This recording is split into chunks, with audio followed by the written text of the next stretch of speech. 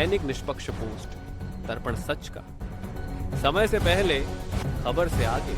नमस्कार, आप देख रहे हैं दैनिक निष्पक्ष पोस्ट का डिजिटल वर्जन, जहां खबरें होती हैं साफ, सटीक और निष्पक्ष। वाराणसी से बड़ी राजनीतिक खबर, रोजगार दो, सामाजिक न्याय दो। पदयात्रा के समापन पर राज्यसभा सांसद संजय सिंह ने विशाल जनसभा को संबोधित किया।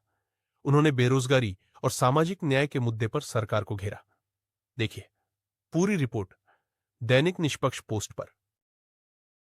एक बार जोरदार नारा लगाएंगे, भारत माता की, इंकलाब, आम आदमी पार्टी, अरविंद केजरीवाल। मंच पे आसीन सभी हमारे सम्मानित नेतागण, किसी का नाम लूंगा, किसी का छूट जाएगा तो फिर बात गड़बड़ हो जाएगी, इसलिए किसी का नाम नहीं ले रहा हूं।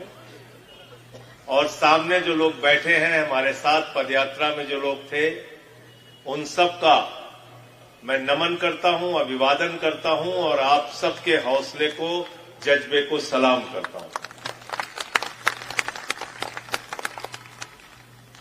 साथियों और दोस्तों, ये तीसरे चरण की पदयात्रा है जिसका आज समापन हुआ। पहले चरण की यात्रा सरयू से संगम तक हुई। दूसरे चरण की यात्रा रामपुर से अमरोहा हुई। तीसरे चरण की यात्रा मिर्जापुर शहीद उद्यान से आज सारनाथ तक हुई। और जब मैंने ये पदयात्रा का कार्यक्रम बनाया था तो मेरे अपने साथियों के मन में भी बहुत सारे सवाल थे। क्या होगा, इतनी लंबी पदयात्रा, बड़ी मेहनत पड़ेगी, कैसे काम चलेगा, रुकने का इंतजाम कैसे होगा, खाने का इंतजाम कैसे होगा, ठंड बहुत है। लेकिन जब यात्रा चल पड़ी तो फिर एक एक कार्यकर्ता इस बात से खुश है कि आम आदमी पार्टी आज उत्तर प्रदेश में खड़ी हो रही है। हमारा संदेश गांव-गांव तक पहुंच रहा है, हमारे मुद्दे लोगों तक पहुंच रहे हैं। आज राजनीति मुद्दों से विहीन हो गई। राजनीति होती है तो शिक्षा की बात नहीं होती,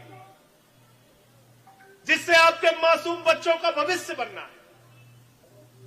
राजनीति होती है तो स्कूल की बात नहीं होती, अस्पताल की बात नहीं होती, जहां आपके लोगों को अच्छा इलाज मिलना है। राजनीति के अंदर बिजली मुद्दा नहीं है, पानी मुद्दा नहीं है, सड़कें मुद्दा नहीं है, किसान को खाद की बोरी नहीं मिलती मुद्दा नहीं है, नौजवान रोजगार की चाहत में आत्महत्या करके मर जाता है मुद्दा नहीं है, पासी समाज के बुजुर्ग को मंदिर में पेशाब चटवाई जाती है मुद्दा नहीं है। मुद्दा क्या है? बटोगे तो कटोगे। हिंदू मुसलमान समाज को बांटो। यह काम क्यों हो रहा है? मैंने बहुत गंभीरता से सोचा मेरे दोस्तों, यह इसलिए हो रहा है कि आप अपने असली मुद्दे पर बात ना कर सके, स्कूल पे बात ना करें, रोजगार पे बात ना करें, सामाजिक न्याय पे बात ना करें, अपनी जिंदगी की दुश्वारियों पे बात ना करें। इसलिए पूरे समाज को हिंदू मुसलमान लड़ाई झगड़े और फसाद में डाल दो। गलत तो नहीं कह रहा हूं, गलत तो नहीं कह रहा हूं। उत्तर प्रदेश में सरकारी स्कूल हजारों की संख्या में बंद करने का निर्णय लिया गया मेरे दोस्तों। अगर उत्तर प्रदेश की 24 करोड़ जनता में 1 लाख लोग अगर सड़कों पे उतर गए होते तो किसी सरकार की हिम्मत नहीं थी बच्चों के स्कूल बंद करने। लेकिन फिर भी मैं बधाई देना चाहता हूं, वो संकल्प हमने लिया, कि हमारे गरीब के बच्चों का जो स्कूल है वो बंद नहीं होने देंगे। हम गए जौनपुर, हम गए आगरा, हम गए सुल्तानपुर, हम गए सरकारी स्कूलों में, बच्चों के साथ बैठे, उनसे पूछा क्या हो रहा है। कहने लगे बच्चे हमारे पढ़ने नहीं जाते। एक मजदूर मिला जौनपुर में, राजेश यादव जी थे वहां पे, अनुराग जी भी थे। मैंने कहा क्या हो रहा है आपके बच्चों को? बोले 3 बच्चे हैं, अब मैंने पढ़ाई बंद करा दी उनकी। देखिए दिल्ली और लखनऊ में बैठने वाले अधिकारी इस कष्ट को नहीं जानते। सुनिए उस मजदूर की बात। मैंने कहा 3 बच्चे आपके सरकारी स्कूलों में क्यों जाना बंद कर दिए? तो कहने लगा सुबह मैं मजदूरी जाता हूं तो जाने से पहले बच्चों को स्कूल पहुंचा देता हूं। पत्नी हमारी घर का काम करती है और दोपहर में जब छुट्टी होती है तो पत्नी बच्चों को लेने के लिए चली जाती है।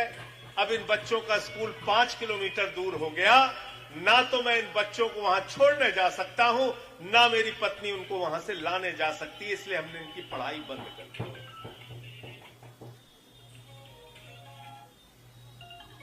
और जब मैं उनकी बात को सुन रहा था तो उनकी आंखों में आंसू था, तकलीफ थी कि भैया कैसे ये पढ़ेंगे हमारे बच्चे। क्या इस कष्ट को दिल्ली में पॉलिसी बनाने वाले कभी समझ सकते हैं? क्या इस तकलीफ को, उस मजदूर की तकलीफ को लखनऊ में बैठे मुख्यमंत्री जी समझ सकते हैं? नहीं। इसलिए मैं आपसे कहना चाहता हूं, मुद्दों की राजनीति उत्तर प्रदेश में करो, जाति धर्म की राजनीति पे ताला लगाओ, इनकी राजनीति को खत्म करो।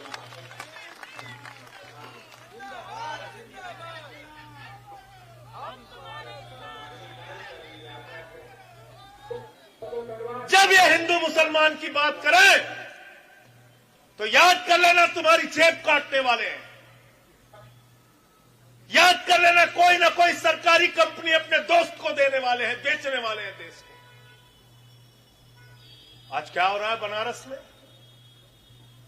पूरी यात्रा के दौरान मिर्जापुर से बनारस तक चल के आया, तोड़ फोड़ जमीनों पे कब्जा, तोड़ फोड़ जमीनों पे कब्जा, सड़कों के चौड़ीकरण के नाम पे घर तोड़ दिया,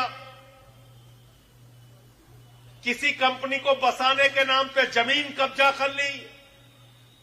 यहां हरसोस के लोग बैठे हुए हैं, हाथ में बैनर लिए हुए। क्या बना रहे हैं आपके यहां? Sports city. क्या बना रहे हैं? Sports city. जितनी जरूरत थी उतनी जमीन इन लोगों ने दे दी, फिर कह रहे नहीं 250 एकड़ जमीन और कब्जा करनी है, आप लोगों को बिल्कुल तबाह और बर्बाद करना है। ये कौन सा विकास आप कर रहे हैं? आपको पता है गरीब आदमी अपना घर बनाने में पूरी जिंदगी बिता देता है, पूरी जिंदगी की कमाई उस घर को बनाने में लगाता है, आप बुलडोजर चलवा देते हैं। क्या तो साहब सड़क चौड़ी हो रही है, विकास हो रहा है, आपने यहां की पौराणिक धरोहरों को तोड़ दिया, पुरातन मंदिरों को तोड़ दिया, मणिकर्णिका घाट की मणि को तोड़ दिया, मंदिरों को तोड़ दिया।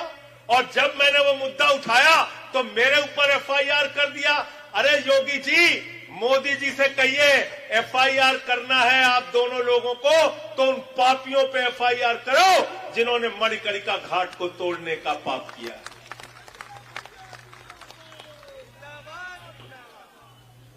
ये कौन सा विकास है आपका? आपने मणिकर्णिका घाट को तोड़ दिया, माता अहिल्याबाई होलकर जी की प्रतिमा आपने तोड़ दी, कह रहे हैं आई वीडियो है। अरे भाई, स्थानीय लोगों ने वो वीडियो बनाया, वहां के संतों ने वो वीडियो बनाया और वही वीडियो मैंने मीडिया में, सोशल मीडिया में डाला। आपने तोड़ दिया। काशी कॉरिडोर के नाम पे आपने मंदिरों को तोड़ दिया, काशी कॉरिडोर के नाम पे मंदिरों को तोड़ दिया। मंदिरों के जो टूटे हुए शिवलिंग हैं आज भी लंका थाने में पड़े हैं। मैं मीडिया के लोगों से कहना चाहूंगा, जाके देख लेना। एफआईआर संजय सिंह पे कर रहे हो। संजय सिंह पे तो एफआईआर करते रहते हो, रोज करते रहते हो, करो एफआईआर। मुझे तो आपने जेल में भी भेजा। लेकिन एक बात कान खोलकर खुद सुन लीजिए, आप जितना मुझे जेल में भेजेंगे, जितनी एफआईआर करेंगे, उससे ज्यादा ताकत से आपके खिलाफ बोलूंगा, आपकी गलत नीतियों को, आपके गुनाहों को उजागर करूंगा। संघर्ष करो।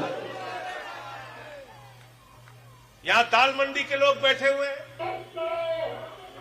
उनकी दुकानें तोड़ दी, चुन चुन के तोड़ रहे हैं। मोहम्मद शाहिद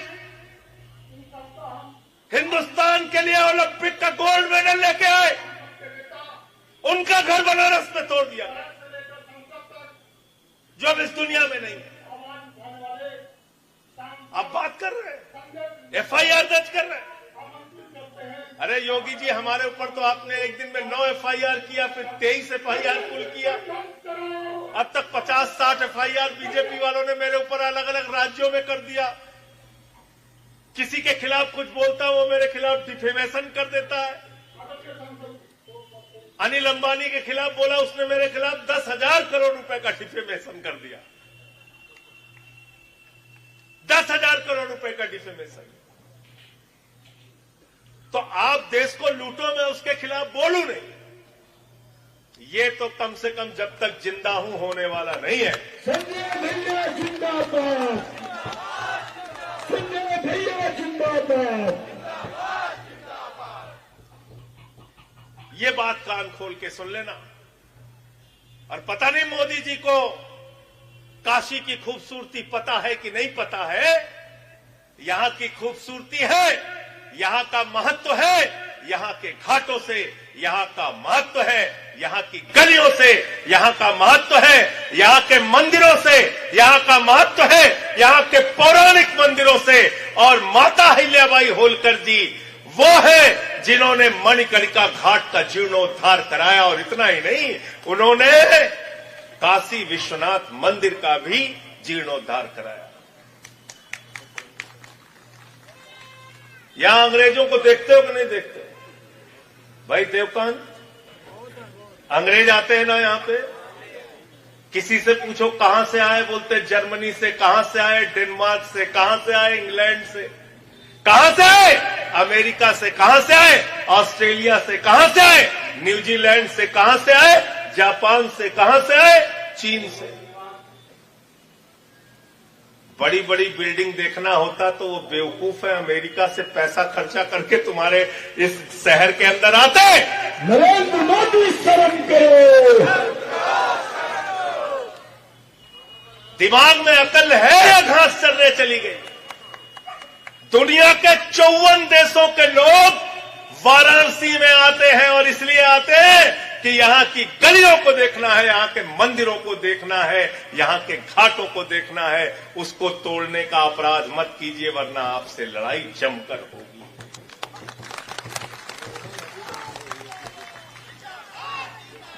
वरुणा नदी तो खत्म कर दिया आपने। गंगा एक्शन प्लान बना था 80 में, 85 में। फिर गंगा जी की सफाई के नाम पे नमामि गंगे बना। हजारों करोड़ रुपए का बजट आप देते हैं, गंगा को साफ नहीं करते। एक यहां से वो चला था, क्या चला था? क्रूज चला था। ये राजवेश यादव बड़े शौकिया थे, कहने लगे कि हम जा रहे हैं क्रूज पर बैठने। टिकटें नहीं मिला, क्रूज बंद हो गई। ये पवन तिवारी कह रहे हैं हम भी गए थे, हमको भी टिकट नहीं मिला। एक दिन फोटो खिंचाए, काम खत्म, क्रूज बंद। ये झूठ की बुनियाद पे हिंदुस्तान को कितना आप लूटना चाहते हैं? आपकी प्राथमिकता क्या है प्रधानमंत्री जी इस देश के लिए? आपने कहा था 2 करोड़ नौकरी हर साल देंगे।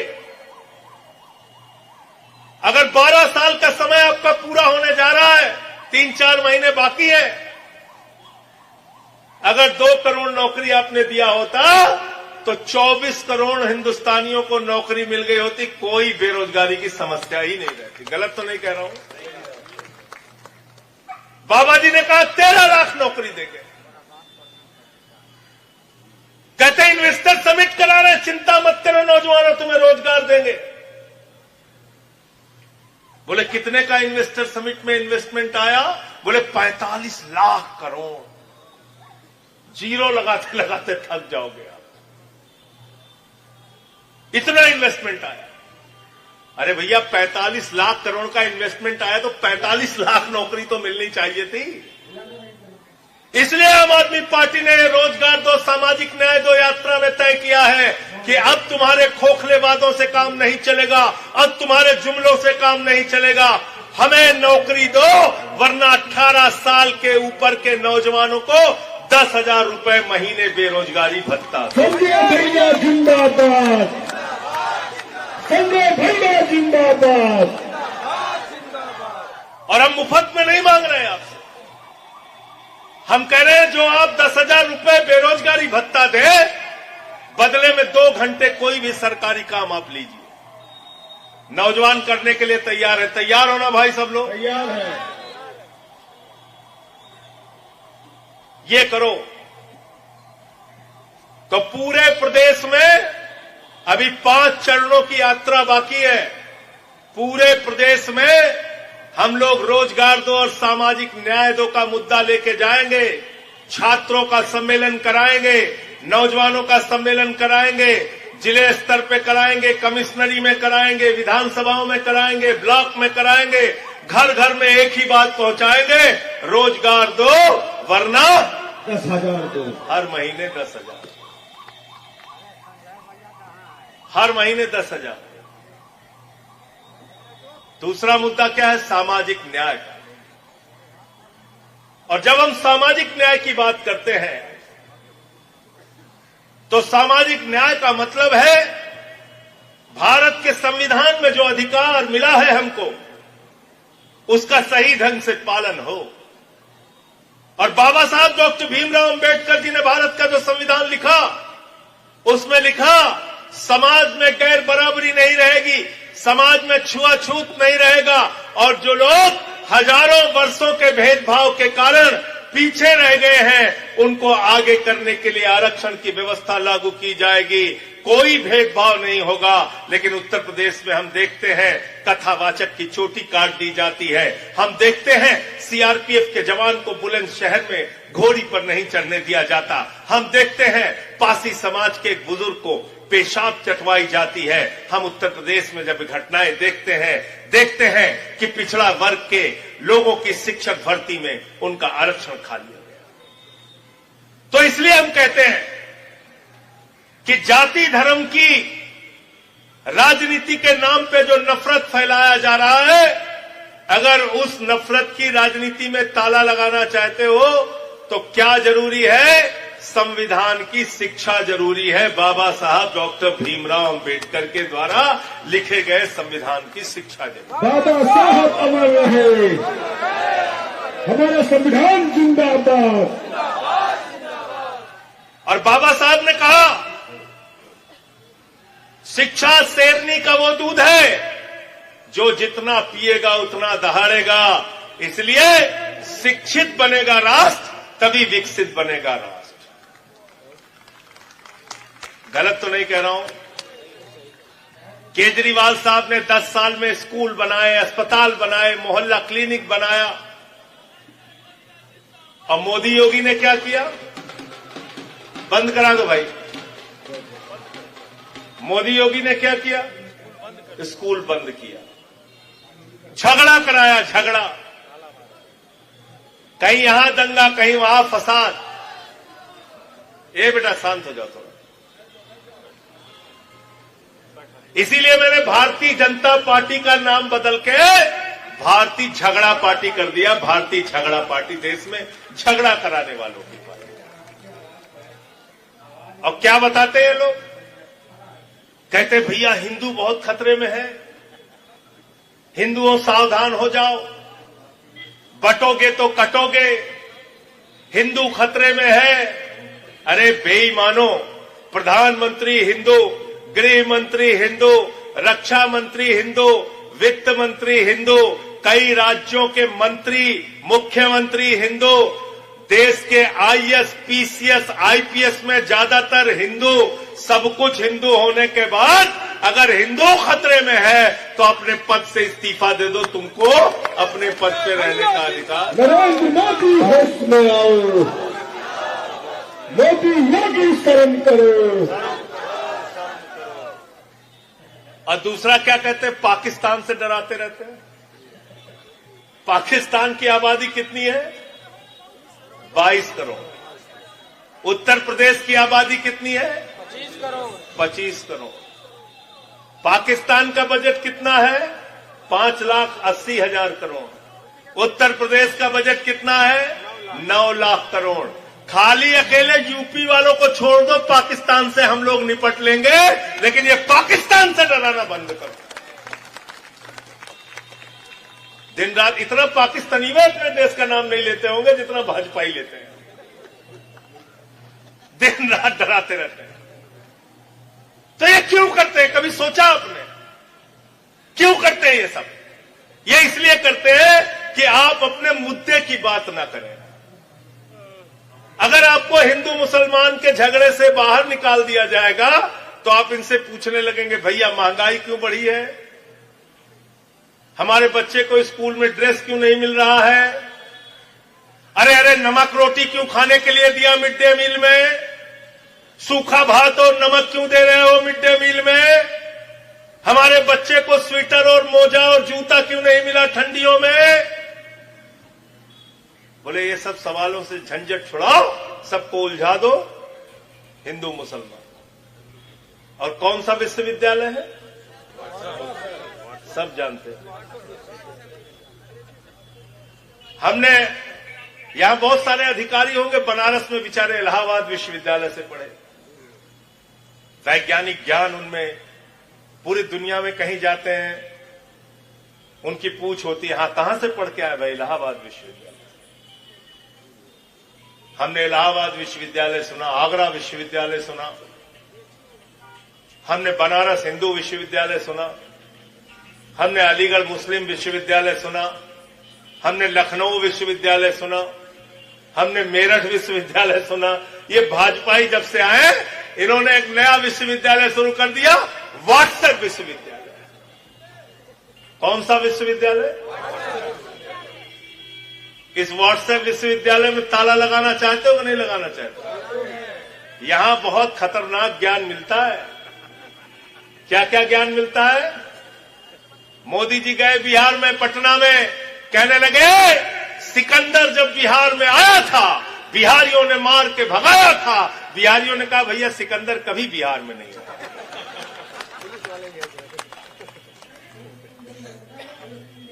फिर कहने लगे, गए संत कबीर नगर, कहने लगे संत कबीर जी, बाबा गोरखनाथ जी, बाबा गुरु नानक देव जी एक साथ बैठ के मीटिंग करते थे। पीछे से किसी ने कहा, अरे भैया इनके जीवन काल में ही बहुत लंबा अंतर है, 100 साल का अंतर है। व्हाट्सएप विश्वविद्यालय में क्या ज्ञान मिलता है? नाली के गैस से आप लोग चाय बना लीजिए, मौसम खराब है तो रडार में नहीं आएगा। तो ये आपके बच्चों के दिमाग में भूसा भर रहे हैं, भूसा। अगर हिंदुस्तान को आगे लेके जाना चाहते हो, उत्तर प्रदेश को आगे लेके जाना चाहते हो, तो मेरे भाइयों जाग जाओ, अपनी जिंदगी के मुद्दे से बात करो, अपनी जिंदगी के जुड़े हुए मुद्दों पे बात करो।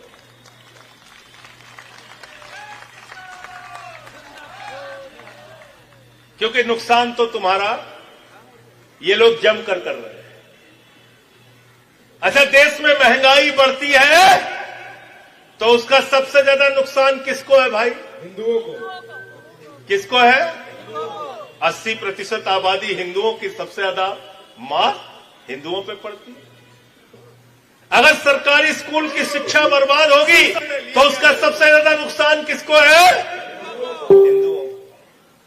अगर अस्पताल में मोमबत्ती से ऑपरेशन किया जाएगा तो उसका सबसे ज्यादा नुकसान किसको है?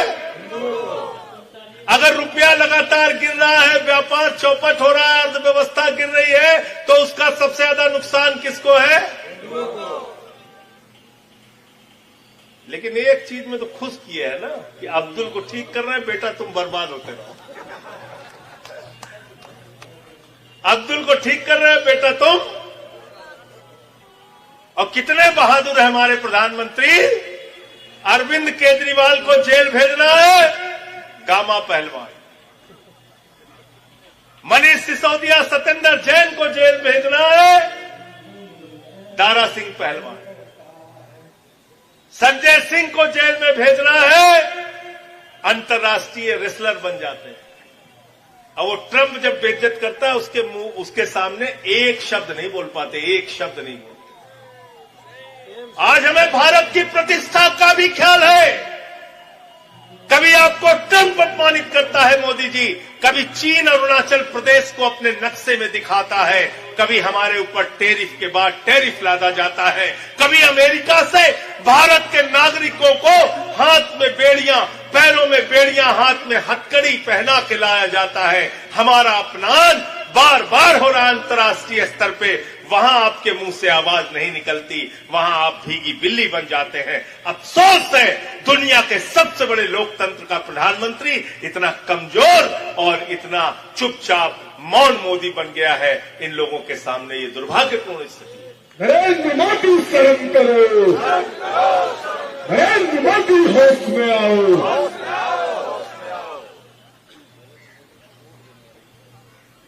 साथियों और दोस्तों, आज यात्रा का समापन सारनाथ में हुआ। महात्मा बुद्ध जी ने, गौतम बुद्ध जी ने अपने 5 शिष्यों को वहां ज्ञान दिया